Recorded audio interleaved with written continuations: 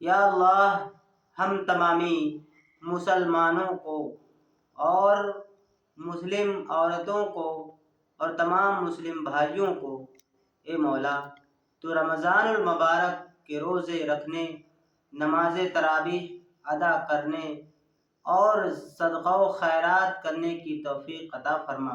اے مولا ہم سب کو رمضان المبارک کے اس مہینے کے فیض و برکات سے مالا مال فرما۔ اے اللہ ہم سب کو رمضان المبارک کے اس پاک مہینے کے صدقے میں ہماری مغفرت فرما۔